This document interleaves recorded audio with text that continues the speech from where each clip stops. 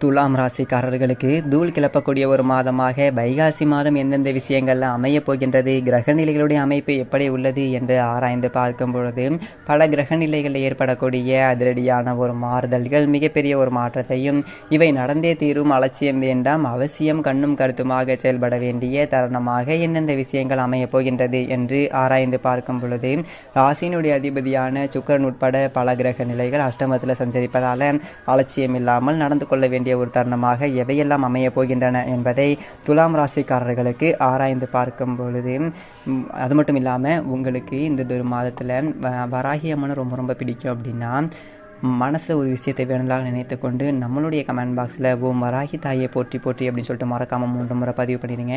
நீங்கள் இந்த ஒரு தருணத்தில் அந்த அம்மனை நினைத்து இப்படி ஒரு விஷயம் செய்யும்போது நீங்கள் மனசில் நினச்ச அந்த ஒரு விஷயம் கண்டிப்பாக உங்கள் வாழ்க்கையில் நடைபெறும். சரி, வாங்க நம்ம வீடியோக்குள்ளே போகலாம்.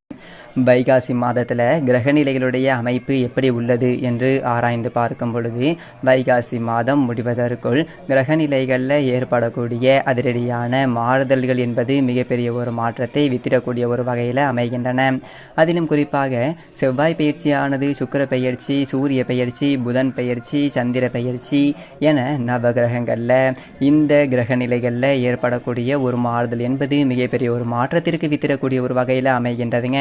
ஏனென்றால் சனி இந்த ஒரு வேளையில் ஆட்சி பலம் பெற்று மிக வலுவாக தனது சொந்த ராசியான கும்பராசியில் அமர்ந்திருக்கின்றாருங்க. அது மட்டுமல்லாது இந்த ஒரு வைகாசி மாதத்தில் பூமிகாரகன் மங்களகாரகன் என்று சொல்லக்கூடிய செவ்வாய் ஆட்சி பலம் பெறுகின்றாருங்க.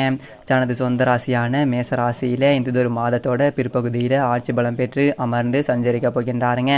அதே போன்றுதான் சுக்கிரனும் பிற்பகுதியில் மேசராசியிலும் பிற்பகுதியில் தனது சொந்த ராசியான ரிஷப ராசியில் ஆட்சி பலம் பெறுகின்றாருங்க.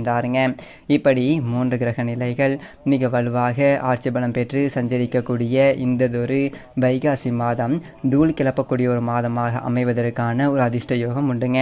ஏனென்றால் சந்திரனும் இந்த ஒரு மாதத்தில் ஆட்சி பலம் பெற்று 2.5 நாட்கள் சஞ்சரிக்க போகின்றாருங்க. இப்படி கிரக நிலைகளில் பல அதிரடியான ஒரு மாறுதல்களும் 4 கிரக நிலைகள் ஆட்சி பலம் பெற்று சஞ்சரிக்கக்கூடிய இந்த ஒரு தருணம் என்பது பல வகையில் பல புதியதொரு வாய்ப்புகளை தூள் கிளப்பக்கூடிய வகையில் மிகச்சிறப்பாகவும் நன்மை நிறைந்தவையாகவும் அமைத்து தருவதற்கான ஒரு யோகம் என்பது நிறைந்ததொரு சூழ்நிலைகளை மிகவும் வலுவாக உறுதிப்படுத்துகின்றன. அதிலும் குறிப்பாக ஒவ்வொரு கிரக நிலைகளுடைய அமைப்பை ஆராய்ந்து பார்க்கும் பொழுது இந்த ஒரு தருணத்தில் முழு சுபகிரகம் என்று சொல்லக்கூடிய குரு பகவான் ரிஷபராசியில் தனது பகை கிரகமான ஆட்சி வீடான சுக்கிரனுடைய ஆட்சி வீடான ரிஷபராசியில் சஞ்சரிக்கின்றாருங்க. குரு ரிஷபராசியில் சஞ்சரிப்பது என்பது நிச்சயம் மிகப்பெரிய அளவில் மாற்றத்தை ஏற்படுத்தி கொடுக்கக்கூடிய ஒரு அமைப்பாக பார்க்கப்படுகின்றது. இந்த ஒரு வாரத்தில் தீவிர பலத்துடன் சஞ்சரிக்கின்றாருங்க. குரு பெயர்ச்சி நடந்து 2 வாரங்களுக்கு பிறகு இந்த ஒரு முதல் வைகாசி மாதம் முழுவதுமே முழு பலத்துடனும் தன்னுடைய அதிகாரத்தையும் ஆளுமையையும் பல்வேறு விதமான ஒரு விஷயங்களில் முழு சுபகிரகமாக இருக்கக்கூடிய குரு செலுத்துகின்றாருங்க. எனவே குருவினுடைய ஒரு அமைப்பு என்பது மிகப்பெரிய அளவில் மாற்றத்தை ஏற்படுத்துவதற்கான ஒரு சிறந்ததொரு அமைப்பாக பார்க்கப்படுகின்றது என்பதை தெளிவாகவும் துல்லியமாகவும் உறுதிப்படுத்துகின்றார்கள். அதுபோல வர சில மாதங்களாக திருமணம் உள்ளிட்ட முக்கியமான சுப நிகழ்வுகளை நடத்த முடியாமல் சிக்கலை சந்தித்து வந்தவங்களுக்கு இந்த ஒரு வைகாசி மாதத்தில் திருமண வைபவம் என்பது நிறைந்து கிடைப்பதற்கான ஒரு யோகம் என்பது நிச்சயமாக உண்டுங்க. நீண்ட நாட்களாக எதிர்பார்த்து காத்து கொண்டிருக்கக்கூடிய புத்திர பாக்கியம் உள்ளிட்ட பல நன்மைகளை முழு சுபகிரகமாக இருக்கக்கூடிய குரு பகவான் ஏற்படுத்தி கொடுக்கின்றாருங்க. அது மட்டுமல்லாது குரு ரிஷபராசியில் வலுவாக அமர்ந்து சஞ்சரிக்கக்கூடிய ஒரு வேளையில் தனது சுப பார்வையை கன்னி, விருச்சகம், மகரம் ஆகிய ராசிகளின் மீது செலுத்துகின்றாருங்க. பல்வேறு இடங்களில் வலுப்படக்கூடிய இந்த ஒரு வேளையில் பல பாதிப்புகள் என்பது விலகி மிகச்சிறப்பாக ஒரு மாற்றமும் முன்னேற்றமும் நிறைந்து கிடைப்பதற்கான ஒரு யோகம் என்பது நிறைந்தது ஒரு சூழலாக அமைந்துள்ளது என்பதை தெளிவாகவும் துல்லியமாகவும் உறுதிப்படுத்துகின்றாருங்க. இது நிச்சயமாக மிகப்பெரிய அளவில் வரவேற்கத்தக்க ஒரு அமைப்பாக பார்க்கப்படுகின்றது. சனி ஆட்சி பலம் பெற்று கும்பம் ராசியில் வலுவாக சஞ்சரிக்கின்றாருங்க. எனவே இந்த ஒரு தருணத்தில் உத்தியோகம், தொழில் ரீதியாக பல முக்கியமான ஒரு பணிகளை சிறப்பாக கையாளுவதோடு மட்டுமல்லாது சொந்ததொரு கட்டிடத்திற்கு தொழிலை மாற்றுவது, நிரந்தர ஒரு வேலை வாய்ப்பு பெறுவது உள்ளிட்ட பல நன்மைகளை நிறைந்து பெறுவதற்கான ஒரு யோகமும் அதிர்ஷ்டமும் இந்த ஒரு தருணத்தில் மிக வலுவாக கிடைக்கப் போகின்றது என்பதை நீதி தவறாத, நடுநிலை தவறாத நியாயஸ்தராக செயல்படக்கூடிய சனி பகவான் உறுதிப்படுத்துகின்றாருங்க. சனி பகவானுடைய இந்த ராசி சஞ்சார காலகட்டத்தில் இனி பல சிரமங்கள் விலகி நல்ல ஒரு முன்னேற்றம் நிறைந்து கிடைப்பதற்கான ஒரு யோகம் உண்டு. ராகு மிக வலுவாக குருவினுடைய ஆட்சி வீடான மீனராசியிலும், அதே போல கேதுவான ராகு மிக வலுவாக குருவினுடைய ஆட்சி வீடான மீனராசியிலும், மோட்சக்காரகரான கேது வலுவாக புதனுடைய ஆட்சி வீடான கன்னிராசியிலும் சஞ்சரிக்கின்றனர். சமபலம் பொருந்திய 2 கிரக நிலைகளுடைய ஆட்சி வீட்டில் சஞ்சரிக்கக்கூடிய நிழல் கிரகங்கள் நிஜ வாழ்க்கையில் மிகப்பெரிய ஒரு மாற்றத்தையும் தாக்கத்தையும் ஏற்படுத்தி கொடுக்க போகின்றன.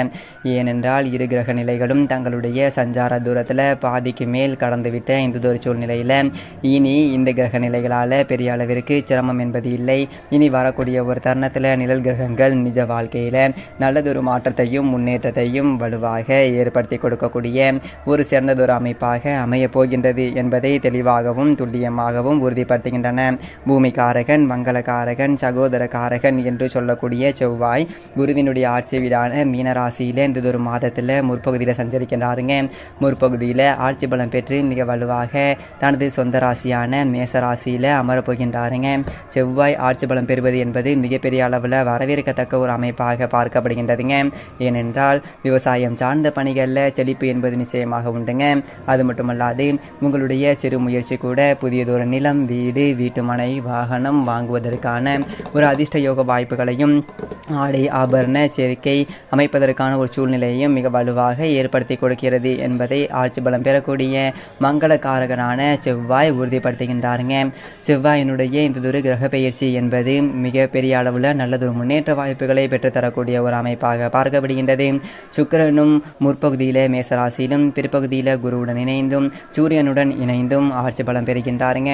இது நிச்சயமாக வரவேற்கத்தக்க ஒரு அமைப்பாக பார்க்கப்படுகின்றது. சுகாதிபதியாக நவகிரகங்களிலே சுகத்தை அள்ளித்தரக்கூடிய, செல்வ செழிப்பை அள்ளித்தரக்கூடிய, தன்னிகரற்றவராக செயல்படக்கூடிய சுக்கிரன் ஆட்சி பலம் பெறுவது என்பது பல்வேறு வகையில் தடையை சந்தித்து வந்த சூழ்நிலையில் மாற்றத்தையும் முன்னேற்றத்தையும் பெறுவதற்கான ஒரு யோகத்தை உருவாக்கி கொடுக்கின்றதுங்க. முக்கியமாக சுக்கிரனுடைய ஆட்சி பலம் என்பது பல்வேறு வகையில் வருமானத்தை உயர்த்தி கொள்ளக்கூடிய ஒரு வகையில், உங்களுடைய திறமையை வெளிக்கொணரக்கூடிய ஒரு வகையில் நல்ல பல வாய்ப்புகளும் சந்தர்ப்பங்களும் நிச்சயமாக இந்த ஒரு தருணத்தில் வலுவாக கிடைப்பதற்கான ஒரு யோகம் என்பது உண்டுங்க. சூரியன் தனது பகை கிரகமான சுக்கிரனுடைய ஆட்சி வீட்டில் இந்த ஒரு வைகாசி மாதம் முழுவதுமே சஞ்சரிக்க போகின்றாருங்க. குருடன் இணைந்து சஞ்சரிப்பதால் தூள் கிளப்பக்கூடிய ஒரு வகையில் அலைச்சலை சந்தித்தாலும் அதற்கான ஒரு ஆதாயத்தை நிறைந்து பெறுவதற்கான ஒரு யோகத்தை முதலும் முடிவுமாக இருக்கக்கூடிய சூரியன் பல்வேறு விஷயங்கள்ல நிறைந்து கொடுக்க போகின்றாருங்க.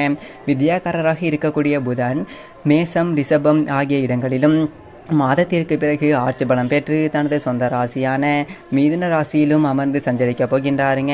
புதனுள்ளால் ஏற்படக்கூடிய ஒரு மாறுதல் என்பது அனைத்து விதமான பணிகளையுமே நன்கு சிந்தித்து ஆலோசித்து ஆராய்ந்து அதற்கு பிறகு முடிவெடுப்பதால் மிகச் சிறப்பான ஒரு முன்னேற்றத்தை நிறைந்து பெறுவதற்கான ஒரு யோகம் இந்த வைகாசி மாதம் முழுவதுமே கிடைக்கப் போகின்றது என்பதை வித்யாக்காரராக இருக்கக்கூடிய புதன் உறுதிப்படுத்துகின்றாருங்க.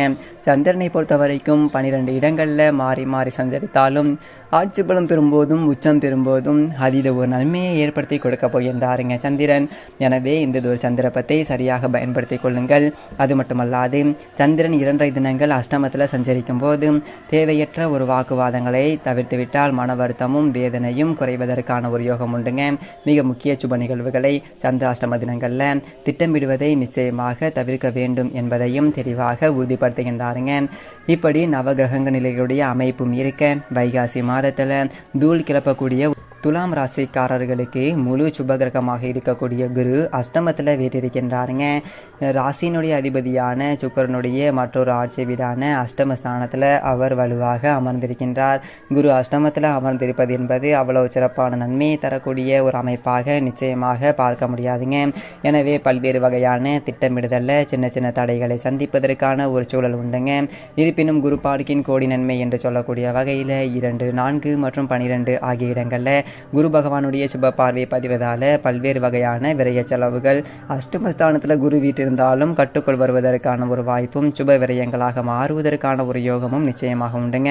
பல்வேறு வகையான காரிய தடைகள் விலகுவதற்கான ஒரு சூழலை ராசியினுடைய அதிபதியான சுக்கிரன் முற்பகுதியில் சப்தமஸ்தானத்திலும் பிற்பகுதியில் குருவுடனும் இணைந்து சஞ்சரிக்க போகின்றாருங்க.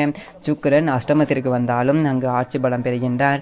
அஷ்டமாதிபதியாகவும் ராசியினுடைய அதிபதியாகவும் இருக்கின்றாருங்க. எனவே பல அதிரடியான மாற்றங்களை சந்திப்பதற்கான ஒரு சூழல் உண்டுங்க. சூரியன் மிக வலுவாக அஷ்டமஸ்தானத்தில் குருவுடன் இணைந்து சஞ்சரிக்கின்றாருங்க. அது மட்டுமல்லாது வித்யாக்காரராக இருக்கக்கூடிய புதனும் 7ல் முற்பகுதியிலும் பிற்பகுதியில் அஷ்டமஸ்தானத்திலும் வலுவாக சஞ்சரிக்க போகின்றாருங்க. இந்த மாதத்தோட இறுதியில் அவர் 9ஆம் இடமான பாக்கியஸ்தானத்தை வித்யாக்காரர் ஆட்சி பலம் பெறுகின்றாருங்க. இப்படி அதிரடியான மாற்றங்கள் நிகழ்ந்தாலும் கூட அஷ்டமஸ்தானத்தை பெரும்பான்மையான கிரக நிலைகள் அமரக்கூடிய இந்த ஒரு தருணத்தில் சற்று கூடுதல் கவனமும் விழிப்புணர்வும் முக்கியமான விஷயமாக இருந்தாலும் மிகப்பெரிய விஷயமாக இருந்தாலும் கண்ணும் கருத்துமாக செயல்பட வேண்டிய ஒரு தருணமாக நிச்சயமாக பார்க்கப்படுகின்றது. எதை செய்தாலும் எடுத்தோம் கவுத்தோம் என்று அவசரம் காட்ட வேண்டாங்க. அதிலும் குறிப்பாக கலைத்துறை சார்ந்த பணிகளில் சற்று அலைச்சல்கள் அதிகரிப்பதற்கான ஒரு சூழல் உண்டுங்க. ஆனால் அதற்கு ஏற்ற ஒரு ஆதாயம் கிடைப்பதற்கான ஒரு வாய்ப்பு ஆட்சி பலம் பெறக்கூடிய சுக்கிரனுடைய அமைப்பால் உண்டுங்க. அரசியல் சார்ந்த பணிகளிலும் ஆட்சி பலம் கிடைக்கக்கூடிய ஒரு வகையில் அதிரடியான ஒரு மாற்றங்களையும் மிகப்பெரிய அளவில் முன்னேற்றமும் நிறைந்து கிடைக்கக்கூடிய ஒரு யோகம் வைகாசி மாதத்தில் அடித்து தூள் கிளப்பக்கூடிய வகையில் அரசியல் சார்ந்த பணிகளில் மிக அற்புதமாக அமையக்கூடிய ஒரு யோகம் நிச்சயமாக துலாம் ராசிக்காரர்களுக்கு மிகவும் வலுவாக கிடைக்கின்றதுங்க. இது மிகப்பெரிய அளவில் மாற்றத்தையும் முன்னேற்றத்தையும் அள்ளி கொடுக்க போகின்றது. மிக வலுவாக ராசியினுடைய ராஜ யோகாதிபதியாக இருக்கக்கூடிய சனி ஆட்சி பலம் பெற்று 5ல் சஞ்சரிக்கின்றாருங்க. சனி 5ல் இருப்பது அமோகமான ஒரு வளர்ச்சிக்கு வித்திருக்கின்றது. எனவே உத்தியோக ரீதியாக நீங்கள் முயற்சி செய்யக்கூடிய சிறு விஷயங்களிலும் மிகப்பெரிய அளவில் புதிய வேலைவாய்ப்பு, வெளிநாட்டு வேலைவாய்ப்பு உள்ளிட்ட பல நன்மைகள் என்பது நிறைந்து கிடைப்பதற்கான ஒரு யோகம் நிச்சயமாக உண்டுங்க. தொழில்துறை வியாபாரத்துறையிலும் வியக்கத்தக்க வகையில் சில அதிரடியான ஒரு ஒப்பந்தங்களை மேற்கொள்வதற்கான ஒரு வாய்ப்பு என்பதும் பல நல்லதொரு முன்னேற்றமும் நிறைந்து கிடைக்கக்கூடிய ஒரு யோகம் என்பது உண்டுங்க. மேலும் மிகச்சிறந்த நன்மையெல்லாம் நடக்க உங்கள் வீட்டுக்கு அருகில் உள்ள வராகி அம்மன் ஆலயம் சென்று தீபம் ஏற்றி வழிபடுவது மிகச்சிறந்த நன்மையை துலாம் ராசிக்காரர்களுக்கு ஏற்படும்.